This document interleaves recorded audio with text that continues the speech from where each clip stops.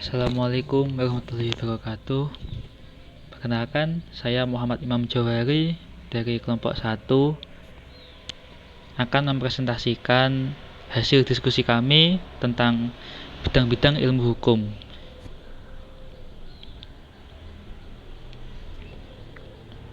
Materi kita hari ini adalah yang pertama tentang sosiologi hukum, yang kedua tentang antropologi hukum, yang ketiga tentang perbandingan dan sejarah hukum, yang keempat tentang psikologi hukum.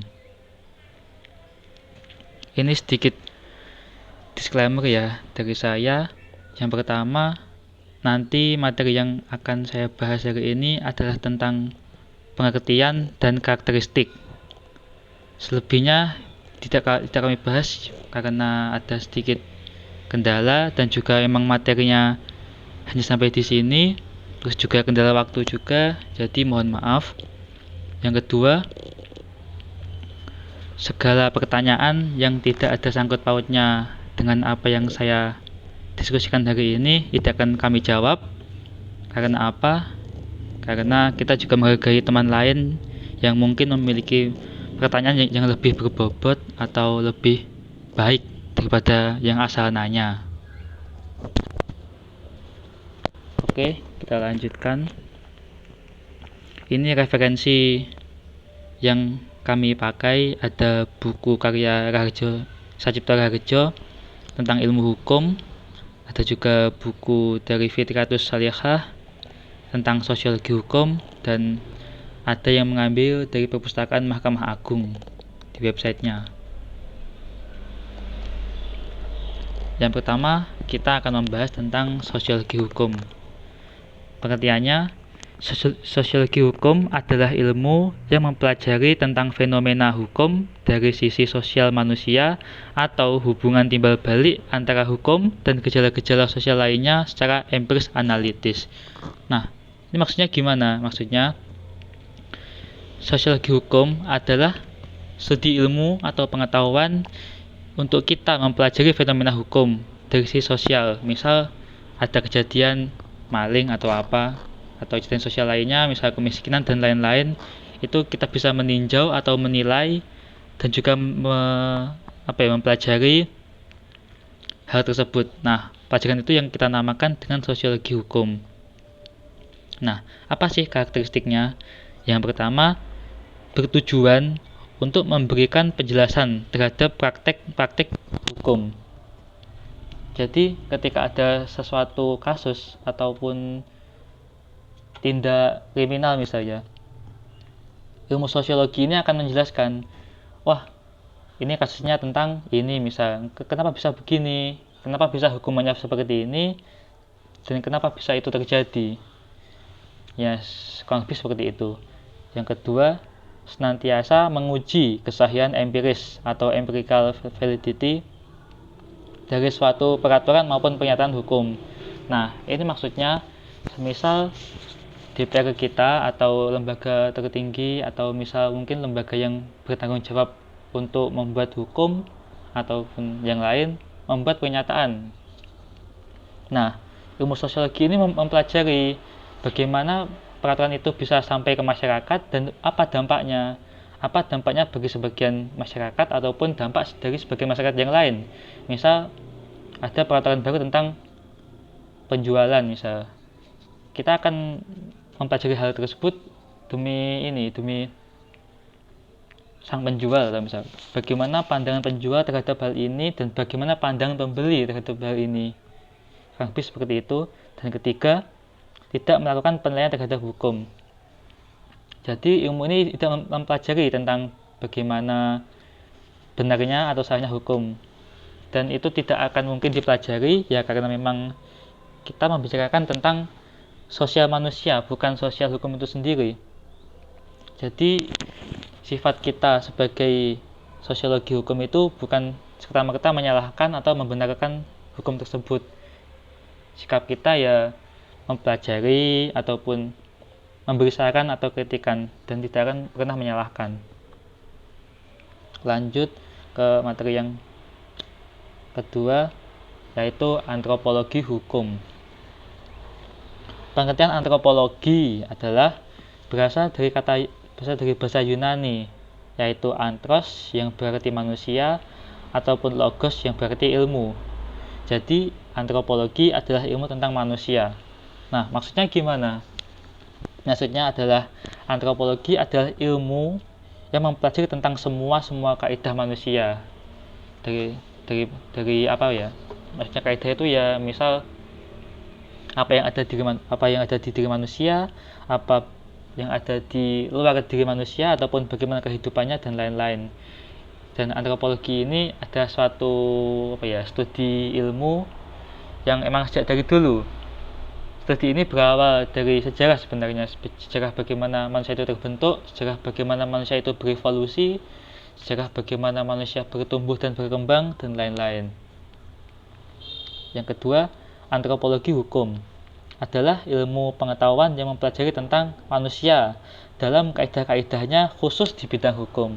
Nah, bagaimana maksudnya? Maksudnya adalah antropologi hukum adalah pengetahuan yang mempelajari tentang manusia dalam kaidahnya khusus di bidang hukum. Jadi kita mempelajari bagaimana manusia menangkap hukum itu sendiri. Semisal menangkap hukum itu sendiri. Semisal bagaimana dampak hukum ini terhadap kehidupan manusia itu sendiri, ataupun dampak dari dalam itu sendiri. Misal suatu kelompok membuat peraturan atau hukum sendiri yang bernilai hukum positif. Nah, tujuan antropologi ini mempelajari apakah hukum ini berdampak ke manusia itu sendiri, pembuatnya ataupun pelaksananya. Yang kedua, karakteristik antropologi hukum memang terletak pada sifat pengamatan dan penyelidikan serta pemahamannya secara menyeluruh terhadap kehidupan manusia. Hal ini membuat antropologi hukum memiliki kesamaan dengan sosiologi hukum. Nah, kenapa bisa begitu? Karena memang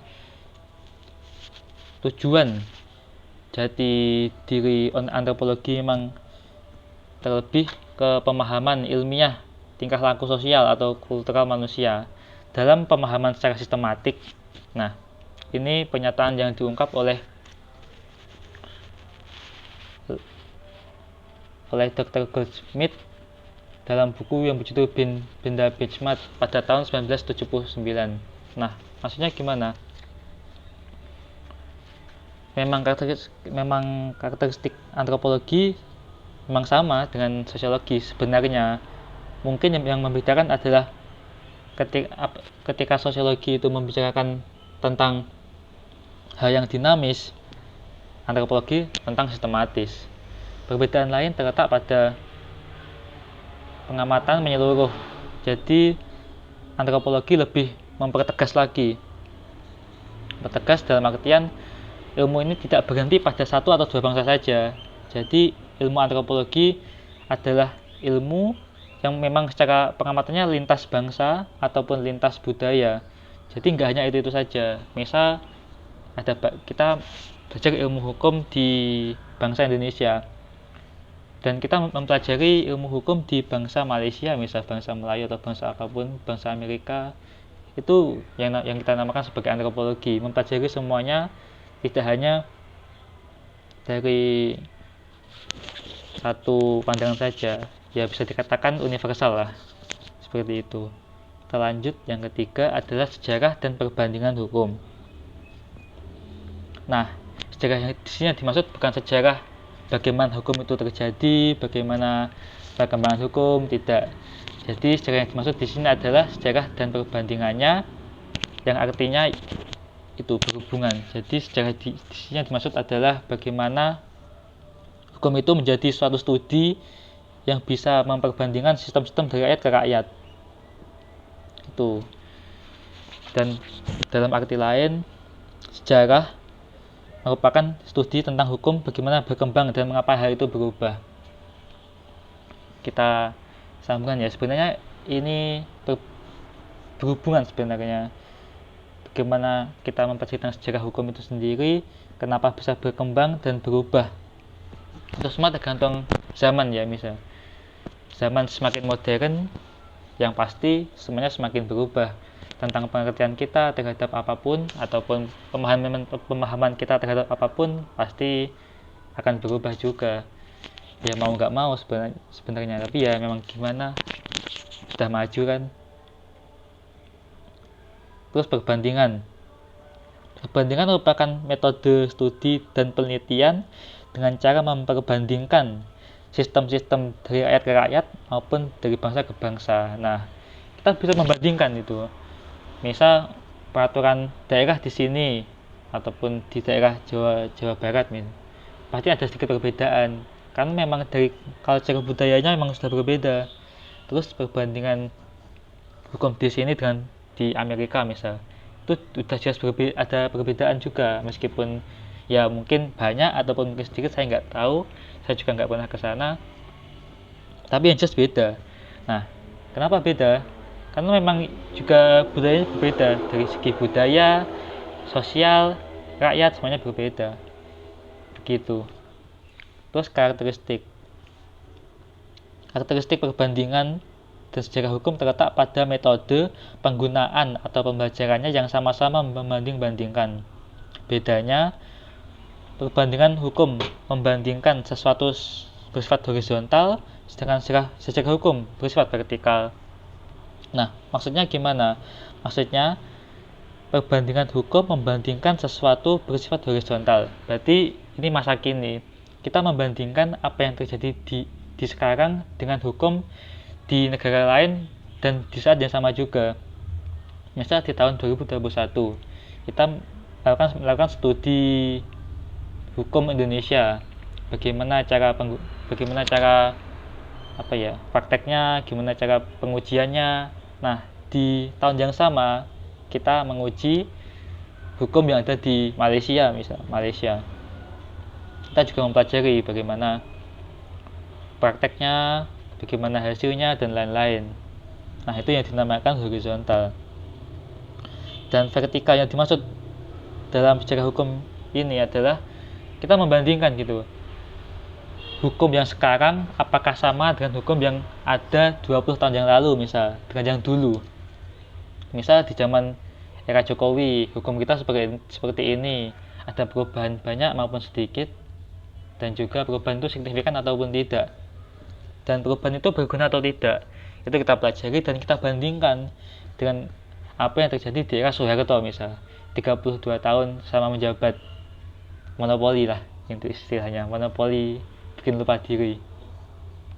Nah, itu kita bandingkan 32 tahun masa kepemimpinan Soeharto itu bagaimana sistem hukumnya, kita bandingkan dengan sekarang. Mungkin sekarang kita lebih aman, sekarang kita lebih maju, tapi ada plus minusnya juga. Misal di tahun lalu kita lebih bebas, lebih murah, dan lain-lain. Itu termasuk studi perbandingan. Kita lanjut ke materi terakhir, yaitu psikologi hukum. Nah, apa sih psikologi hukum yang dimaksud itu? Psikologi hukum berasal dari psikologi juga ya. Psikologi adalah studi ilmu pengetahuan tentang perilaku hidup manusia atau human behavior. Maksudnya gimana? Maksudnya psikologi itu sebuah studi yang mengamati atau mempelajari tentang perilaku manusia. Misal kita berbohong atau mempelajari tentang kebohongan, mempelajari tentang kejujuran, mempelajari tentang sifat dan tingkah laku, itu merupakan bagian dari studi psikologi. Nah, studi psikologi hukum. Psikologi hukum adalah suatu cabang pengetahuan yang mempelajari hukum sebagai suatu perwujudan dari perkembangan jiwa manusia. Nah, ini maksudnya gimana? Maksudnya, psikologi hukum itu mempelajari tentang dampak yang terjadi pada jiwa manusia. Misal, dampak itu membuat jiwa manusia bagaimana, ataupun dampak itu memang berpengaruh banget, atau berpengaruh aja, atau mungkin tidak berpengaruh. Nah, kenapa begitu? Ya memang asal psikologinya begitu kan, dari cabang pengetahuannya juga begitu. Terus sebagai suatu perwujudan dan perkembangan. Nah, apakah hukum itu menjadi suatu hal yang bisa dikembangkan atau mungkin hanya membentuk, atau bisa juga nggak terjadi apa-apa. Misal ada sebuah hukum yang mewajibkan kita sekolah 12 tahun, misal 12 tahun wajib belajar, itu sebuah peraturan. Nah, itu kan juga menjadi perkembangan jiwa manusia juga, perkembangan kita sebagai anak, perkembangan kita sebagai rakyat yang lebih tahu ataupun lebih bisa mengenyam pendidikan yang lebih baik, dan hasilnya juga kita sendiri yang merasakan gitu, ilmu-ilmunya dan lain-lain. Dan ada juga yang misal peraturan yang kurang enak, itu membuat kita menjadi ya gimana, menjadi sedih juga kadang, kita menjadi lebih mungkin lebih was-was akan hukumannya dan lain-lain. Nah, karakteristik pada psikologi hukum adalah terletak pada partisipan penegak hukum itu sendiri. Nah, apa sih yang dimaksud partisipan penegak hukum itu sendiri? Partisipan itu maksudnya psikologi hukum itu sangat dipengaruhi oleh perspektif mereka. Mereka itu siapa? Ya, partisipan hukum, bisa penegak hukum, kan banyak ya penegak hukum, nggak harus hakim juga kan, ada polisi atau yang lain-lain yang memang berkecimpung di dunia tersebut. Nah, apa sih yang mereka nilai sebenarnya dari hasil psikologi ini? Yang pertama ada nilai yang dianut atau value.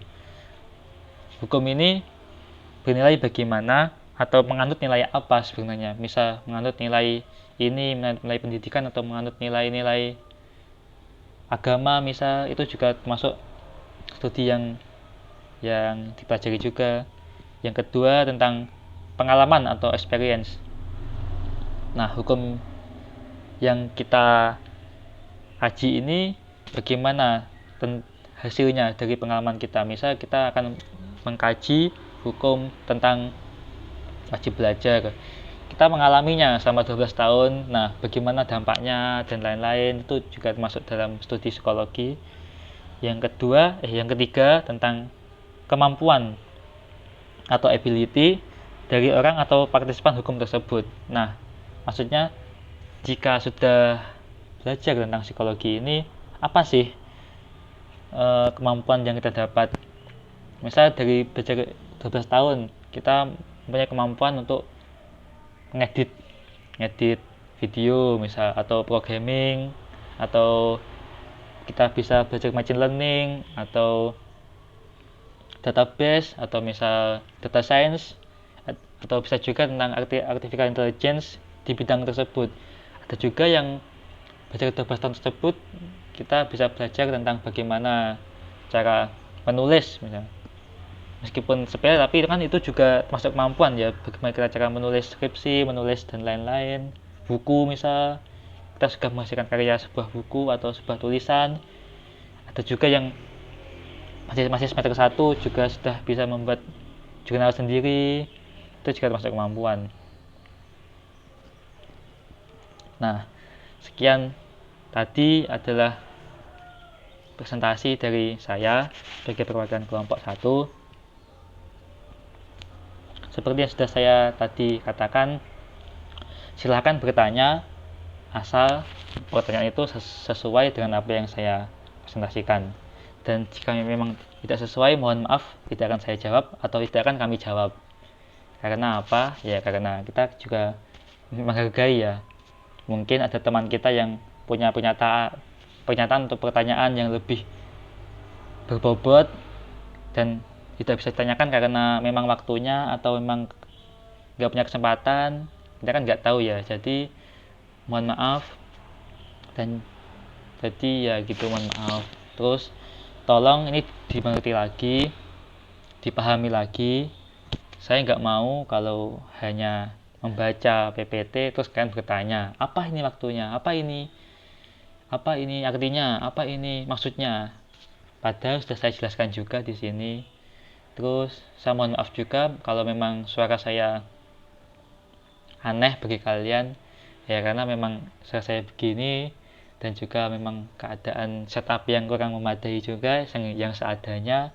Terus saya juga cadel kalau kalian perhatikan. Jadi mohon maaf sebelumnya dan terima kasih. Wassalamualaikum warahmatullahi wabarakatuh.